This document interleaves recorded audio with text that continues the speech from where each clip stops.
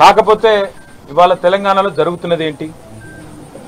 పొద్దున్న నుంచి కాంగ్రెస్ నాయకుల హడావుడి, ఏదో జరిగిపోయింది. ఏం జరిగింది అసలు? ఒక భారత పౌరుడిగా, రాజ్యాంగాన్ని గౌరవించే పౌరుడిగా, చట్టాన్ని గౌరవించే పౌరుడిగా నా మీద పెట్టిన కేసు అక్రమ కేసు, పొలిటికలీ మోటివేటెడ్ కేసు, అందులో ఏమీ లేని లొట్టపీస్ కేసు. కానీ ఏదో ఒకటైనా సరే అతికిచ్చి, ఏదో ఒకటి చేసి బట్టగాల్చి మీదేసి ఏదో జరిగింది అని చూపెట్టే ప్రయత్నంలో పెడుతున్న కక్ష సాధింపు కేసు అని తెలిసినా ఏసీబీ విచారణకు పిలిస్తే గౌరవించి నిన్న పొద్దున 10 గంటలకు నేను పోయినా. అదే మాదిరిగా మరి ఈ లొట్టపీసు కేసు ఏదైతే నా మీద పెట్టి కథలల్లి కొంత శునకానందము, పైశాచికానందం పొందుతాననుకుంటున్న చిట్టినాయుడు గారు ఎవరైతున్నారో ఆ చిట్టినాయుడు గారికి మరి తప్పకుండా నేను చెప్పాల్సిన మాట ఒకటి ఉన్నది. ఖచ్చితంగా భారత పౌరుడిగా, చట్టాన్ని రాజ్యాంగాన్ని గౌరవించే పౌరుడిగా నువ్వు అక్రమ కేసును నీ అధికారాన్ని అడ్డం పెట్టుకుని నా మీద పెడితే, ఇష్టం వచ్చినట్టు బురద చల్లితే తప్పకుండా రాజ్యాంగపరంగా, న్యాయపరంగా నాకున్న ప్రతి హక్కును వినియోగించుకోవాల్సిన బాధ్యత నా మీద ఉంటుంది. అందుకే నేను ఏసీబీ ఆఫీస్కు పోయినా లాయర్ తీసుకుపోతా అని చెప్పినా, లాయర్తో సహా విచారణకు హాజరవుతా, మీరు ఏం అడిగితే చెప్తా అని చెప్పినా నువ్వు భయపడ్డావు, నేను భయపడలేదు. నేను అర్ధగంట 40 నిమిషాలు ఎదురు చూసినా నీ వ్యవస్థ ఎందుకో కానీ మరి నా నుంచి ప్రశ్నలు అడగడానికి వెనుకకు పోయింది.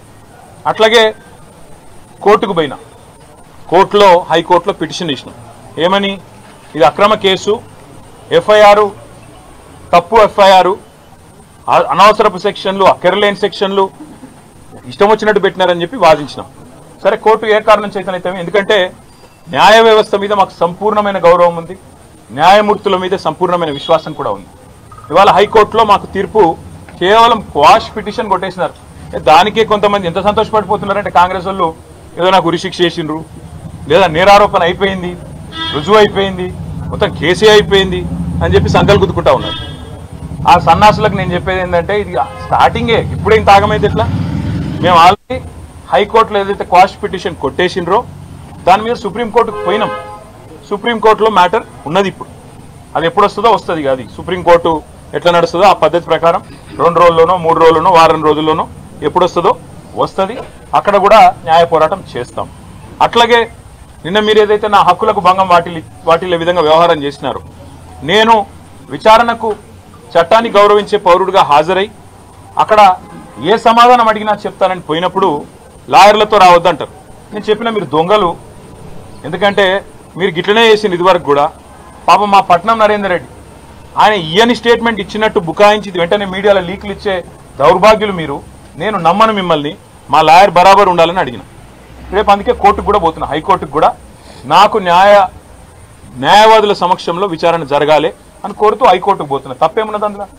న్యాయ వ్యవస్థను తప్పకుండా నాకు ఇవాళ ప్రాధేయపడి వారిని అడిగి నాకు ఈ దుర్మార్గుల నుంచి చట్టపరమైన రక్షణ కల్పించడానికి అడుగుతున్నాను. నేనేం వేరే అడుగుతలేను కదా, ఆ పని చేస్తున్నాను. దానికి కూడా కాంగ్రెస్ వాళ్ళకు ఏమేమో ఆగమాగం అయిపోతున్నారు.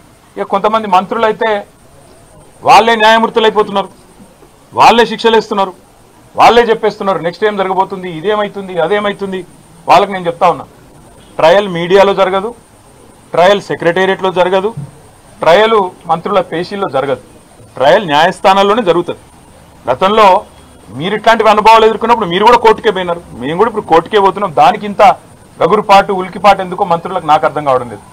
మళ్ళా చెప్తా ఉన్నా, అరపైసా అవినీతి కూడా జరగలేదు, రూపాయి అవినీతి కూడా జరగలేదు. మళ్ళీ చెప్తా ఉన్నా, తెలంగాణ కోసం, తెలంగాణ ఇమేజ్ను ఆకాశం అంత ఎత్తుకు తీసుకుపోవడం కోసం, భారతదేశంలో మాత్రమే కాదు ప్రపంచ పటంలో హైదరాబాద్ని ఒక విశ్వనగరంగా ప్రతిష్ఠించడం కోసం తీసుకునే నిర్ణయం తప్ప ఏమీ ఆశించి కానీ మీలాగా ఏదో వెనకాల గూడుపుటాన్ని చేసుకొని చేసిన పని కానే కాదు. ఇక్కడ మొబిలిటీకి కేంద్రంగా భవిష్యత్తులో ఎలక్ట్రిక్ వాహనాలు ఏవైతే వస్తున్నాయో వాటన్నిటికీ ప్రధాన కేంద్రంగా హైదరాబాద్ను, తెలంగాణను తీర్చిదిద్దాలనే ఒక ఉత్కృష్టమైన ఆలోచన చేసినాం తప్ప మీలాగా నికృష్టమైన ఆలోచనలు మాకు లేవు. మళ్ళీ చెప్తా ఉన్నాను, మీలాగా దివాలా కోరు పనులు చేయాల్సిన